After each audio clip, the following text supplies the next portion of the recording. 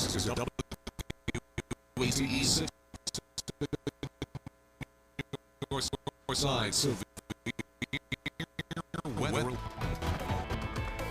everyone. Welcome to the alert desk here. It's digital producer Greg Rocool, joined by Chief Meteorologist Ken Weathers. It's been a busy day already, Ken. Yeah. A lot to unpack, but and this is a weather event that we're going to be talking about for at least the next couple of days. Yeah. But yeah, we've already been busy today, tracking a lot of stuff.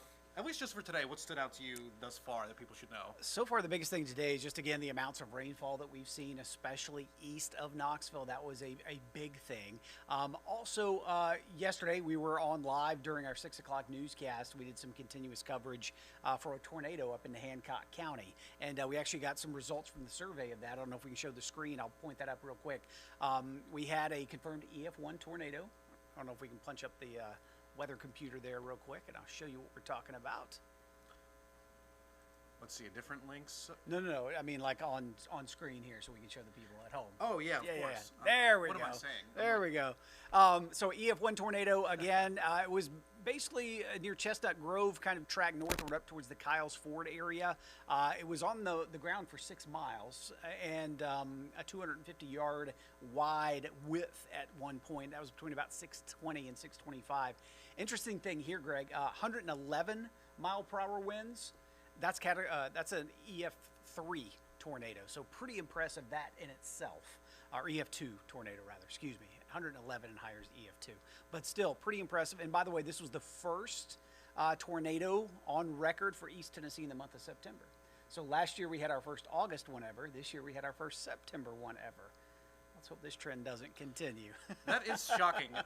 You know, like, Ken, how long have you been on the air now for us? 30 years, a little bit longer? Almost 25 here in Knoxville, yeah. And yes, I feel like the severe weather we tend to get is on the back half of, you know, a winter cycle. It appears to be, I mean, not the case, at least so far here, but is this, how unusual, I mean, you said it's the first ever, Yeah. but beyond that, can the conditions get harsh, you know, in this September, October, on a normal year, or how abnormal is just the severity threat? March to May is usually our peak severe weather season, but then we also can get what we call a second season, usually late September into October. So this isn't that unusual, but again, the first September, you know, on the 24th, the first September tornado on record here in East Tennessee. But again, usually October's a little more common, I guess, if you want to say that, in that second season time frame. Interesting. So yeah, we were monitoring that one very closely. We had Dominic Webster out there today to look at some of the damage and how they survey and, you know, make that designation. And as we move into today, you know, we've seen, it seems like consistent, you know, rounds of rain throughout the day, and we're already starting to see some impacts for the rest of the week. I saw Hancock County, Hawkins County, Rogersville schools, they're all out tomorrow. Yeah. And it doesn't seem like it's going to be letting up. So I guess, what have you seen today as far as, do we know anything in terms of the amount of rain that's fallen, or tell us what we've seen today so far. Yeah, we can definitely cover that. Outside right now, we can take a look. This is downtown Knoxville, our Embassy Suites hotel camera. There's plenty of rain falling here. Also in the Gatlinburg area, that's a live look there in Ripley's Aquarium of the Smokies, and then again in Market Square. So yes, we have plenty of rain that is falling across the area, and we're going to continue to see these rounds of rain over the next couple of days through Friday, so that's going to keep our flood risk elevated. But then the other thing we're going to have to follow after that, Greg, is the impacts from Helene, which is now a hurricane. Not only will we see additional rain with this, but also we're talking about some winds. Now, you mentioned how much rain have we seen? Well, this is just since Tuesday. So this is 2 days worth of rain. We're seeing 2 to 3 inches between here and Maryville, but notice further to the east, some 4-inch totals almost in Gatlinburg and almost 6 up in the Greenville area. So this is the area that's definitely been hit the hardest, and this is the area that we're going to continue to focus on as we go through the night tonight. We have active flash flood warnings in effect for Sevier County all the way into Greene County, and these go till the 10 o'clock hour. And this is where this is problematic at night, right? It's bad enough when you have flooding during the day, but at night it's even harder to see, obviously, when you're coming up on this water. But I also have seen it so many times. Well, I travel this road 3 times a day. I know this road. Yes, but if there's standing water on it, One, you don't know how deep the water is. Two, you don't know the condition of the road underneath there. Maybe it's washed out. Seen that before where cars drive and then they just go down in, and then you're trapped in a vehicle in water. So it is. We say it all the time, turn around, don't drown, but it really is a thing. Another opportunity, we're under a flash flood watch. So yeah, still some additional opportunities for seeing some flooding, not just tonight, not just tomorrow, but all the way through tomorrow night into Friday as well. So another 48 hours at least, the opportunity for some flooding across the region. All right, let's talk about kind of what we're expecting over the next couple of hours. We've seen these bands of rain that have been kind of just moving right through the area. And the reason why, this is not even directly an impact of Helene. This is basically just moisture that's coming up out of the Gulf of Mexico. We have a cold front that's stuck right there along the plateau because there's a big ridge of high pressure off the Atlantic seaboard. So think of it like a straw. It's just sucking that moisture right up out of the Gulf of Mexico, and it's running parallel to that front. So we're seeing rain going right over the same areas time after time after time. That's why we're seeing the flooding issues. And as we go through the night tonight, I still think we're going to see these additional rounds of showers and downpours. Thankfully, not a severe threat in the sense like we saw last night. I'm not expecting tornadoes or even damaging winds, but flooding definitely going to be a concern all the way into tomorrow morning as well. This is 7 a.m., so we're heading out the door. It's going to be a wet one. And additional flooding is a pretty good bet for tomorrow. We already showed you where the heaviest rainfall's been the past couple of days. Well, that's going to be a high risk for flooding again for tomorrow. The area is shaded in red, and by definition, that means numerous flash flooding events and even some significant events are possible. But look on the other side of the mountains, an extreme risk of flooding. You don't see that too often. So maybe you got travel plans I-40 to head over to Asheville, I-26 coming from the Tri-Cities. Be very careful as we go through the day tomorrow. And as I mentioned, we're staying weather aware because also into Friday, we'll see some additional flooding. Here's an example of what I was talking about with that front stuck right over the top of us. So tomorrow morning, you're going to see these showers. They're just going to keep plowing right up from the Gulf of Mexico over our region. Pretty steady rainfall opportunities right through the afternoon on into the evening hours. That was 4 p.m. This is 11 p.m. Now, guess what? We have to deal with the tropical part of this overnight into Friday. This is going to make landfall most likely as a Category 4 hurricane. It's moving so quickly inland, it takes time for it to weaken. Oftentimes when they move onshore, yes, they're going to weaken, but usually they're a slower forward speed. This is moving so fast, it's just plowing forward. It's most likely still going to be a Category 1 hurricane when it hits the metro Atlanta area, which means it'll probably still be a tropical storm when it reaches here. Then the good news is, since it's going so quickly, it's going to exit quickly. And as we go later Friday afternoon into Friday evening, it's curving back towards the western part of the state. So by Friday afternoon, Friday evening, we are starting to dry out across the area. That's good news. But that low is going to loop back around late weekend into next week and bring more rain opportunities back into the forecast. So we are still going to be seeing an enhanced opportunity for flooding on Friday with that system, but winds I think are going to have a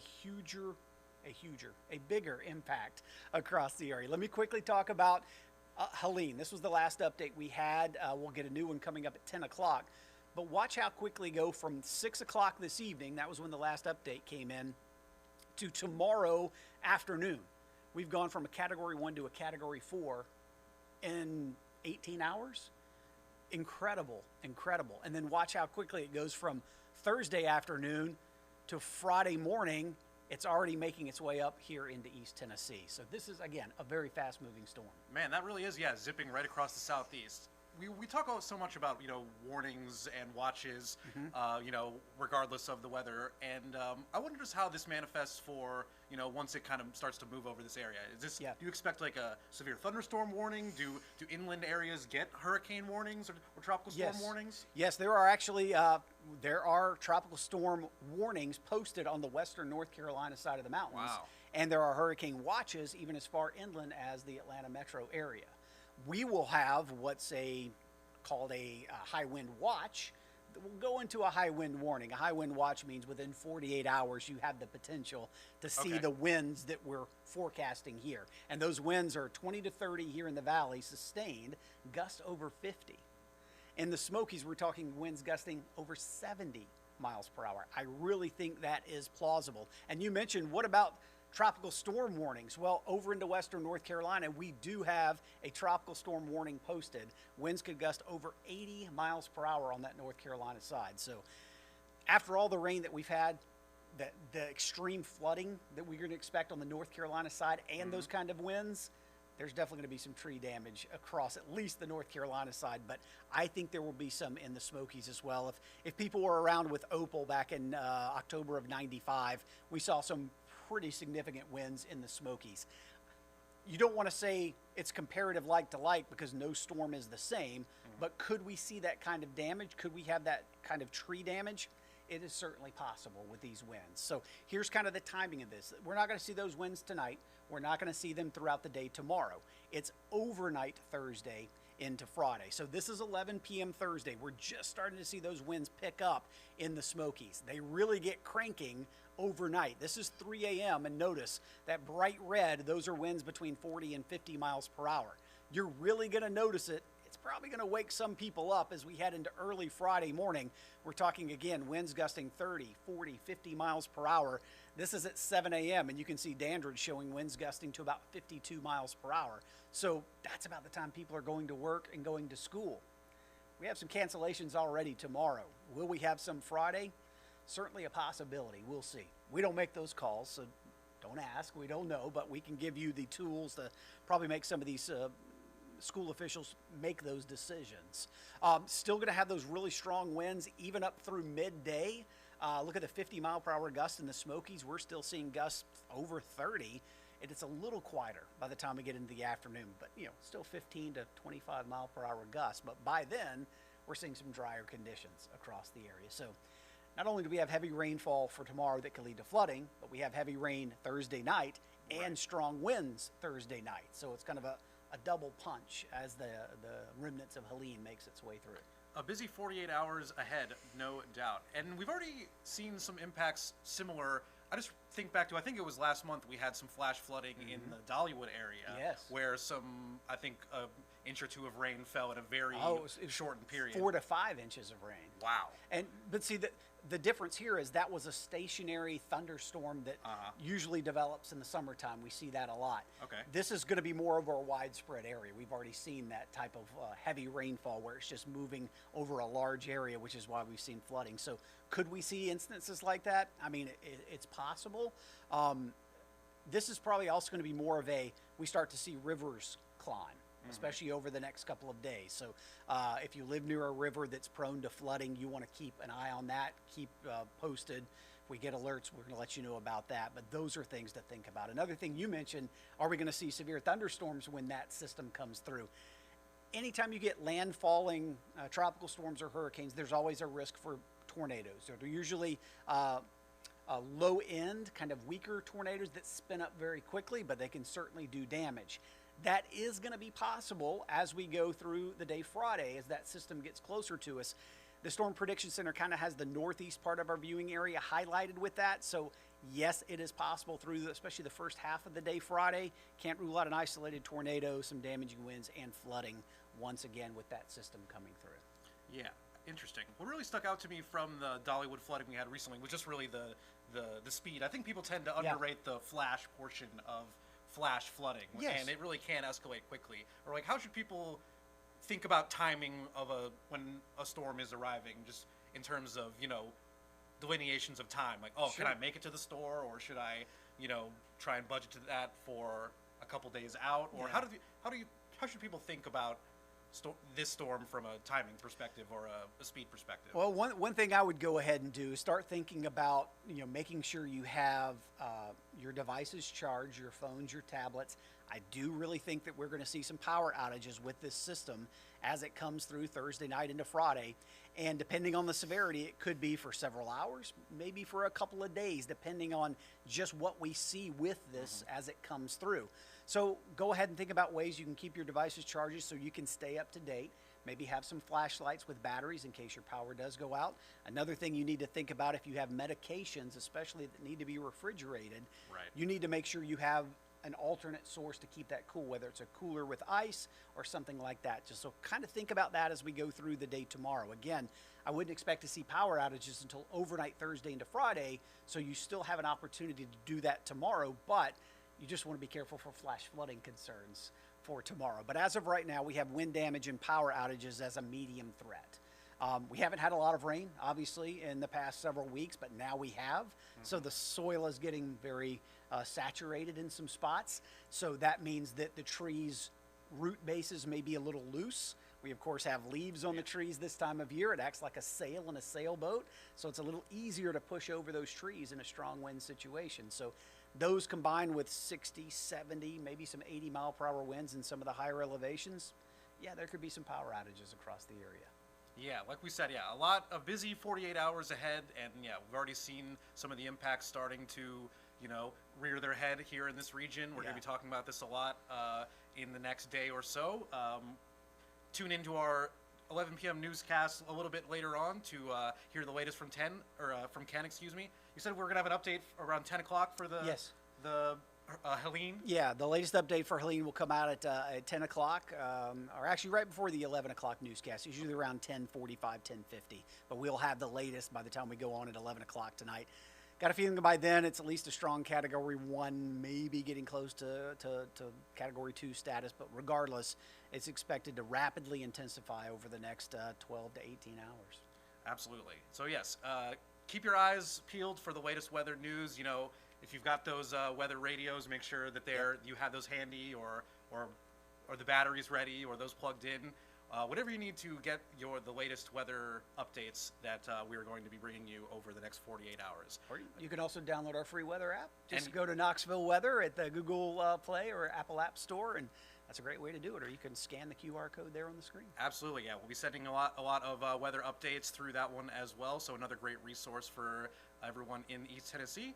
And yes, just a reminder again, we'll be talking about all this and more at 11 o'clock on WATE 6 News. I want to thank Chief Meteorologist Ken Weathers for joining us. And stay safe, everyone.